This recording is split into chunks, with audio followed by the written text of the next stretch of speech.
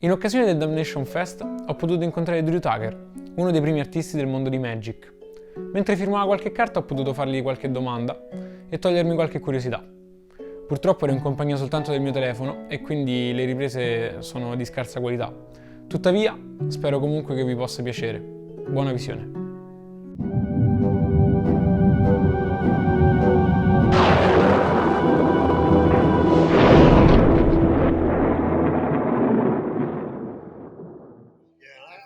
Mumble, so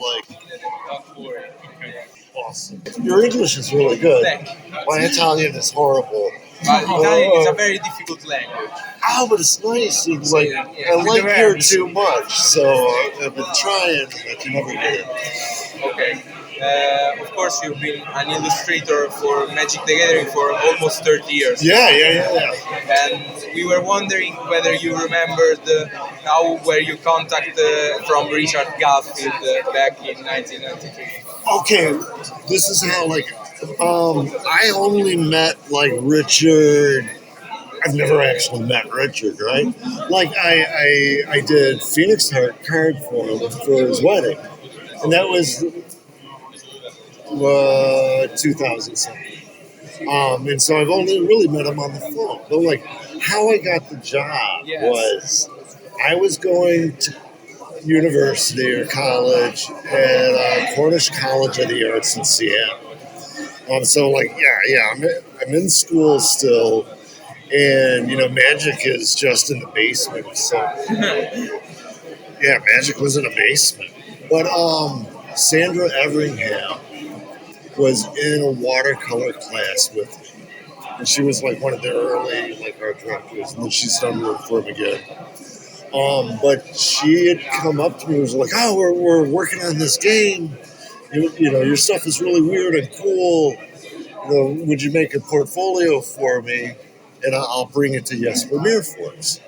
And so I did, and some of my story might be a lie, so I'm apologizing. But all that is true. And I gave him a portfolio, and then Jesper called me up, and so it was. I was in the right place at the right time, and Jesper was bringing in artists with all sorts of different voices, right? And my stuff is, it's fantasy art, but it's its own deal. And he liked it, and it's literally, I was taking a class with the right person at the right time. I don't know if that's exciting or not. Yes, very cool. And another thing, we have only just 2 more questions. Oh, it's good. And we were wondering whether you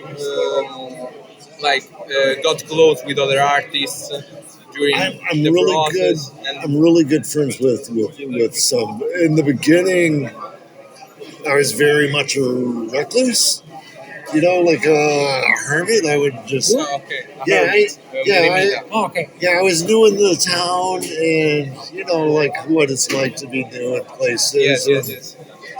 So, for the longest time, I was decent friends with Quentin Hoover. We would call on the phone, but I didn't have a lot of contact with the other artists until 2000 or something. It was much later on in the whole deal. But I'm great friends with Jeff Mingus. I love him. Daryl Ritchie. There's a list. There's Chuck Lucas. There's. So now I'm really good friends with a lot of them. Really good and great friends. But yeah. But I think very much it was because I kind of kept to myself. I wasn't weirdo. The next one is the last one is kind of philosophical question. Oh, I see. Those are the worst. But in a way that you can answer. No, I like philosophical. Okay. But I was just messing with you. And what's the number one enemy to your heart? The thing that kills your creative process. And on the other hand, also something that boosts that creative process. Maybe Maybe like the boost is if you tell me I can't do something, I really like that because like that, I think, there's an amount of that to people. it's a challenge. It's a great challenge. Yeah. Like, and then like the number one thing that gets in my way is me. You know, especially early on, being like, my stuff is kind of different. Even now, like the stuff that I'm doing now is still kind of different. Yes. And when I was younger, it was hard to own up to myself because you're growing and you're still trying to please other people until you can realize that, like, oh wait, this is what I am. So yeah, the biggest damper was myself. Understand. Yeah, Understand the concept. Yeah. I mean that would get in my way, and then especially early on with the internet, right? Like in like Reddit things, like Drew Tuker sucks. There was a huge load of that. You could go back and read them and be like, But at the same time, there was like a huge amount of people that were like, oh no, this is what he's doing. And so that was nice, but like sometimes it was like the comments because I was young and maybe those comments like because it hits you first. Yeah, because you're already like trying to like. I think when we're younger, we're trying to please a lot of people, and I still like pleasing people, but like now I'm like, oh no, this is what I do, this is who I am. Yeah. So I don't. Is that a decent answer? Yes. Okay. It's very.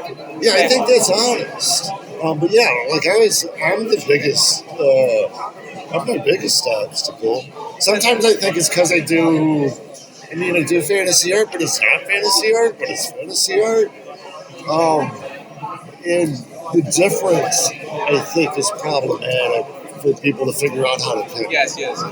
And maybe I only personally, saw your style because before meeting him, yes. I only looked at cards. I didn't analyze them. Yeah. Oh, that's cool, but maybe like the Capricorn. Yeah. It looks like a 3D model, but it's actually I thought it was a 3D model, but it's amazing. Thank you.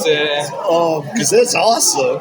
That makes me happy. But I actually built. Yes, I saw that. You saw that on Instagram. Yeah, I built that thing because I had no idea what like a metal.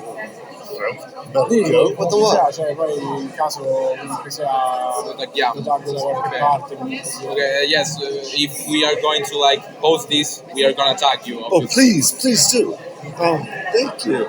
Thank you. Do you have other answers or questions? No, that's all. Yeah. Yes, thank you very much. Thank you very much. It's my pleasure.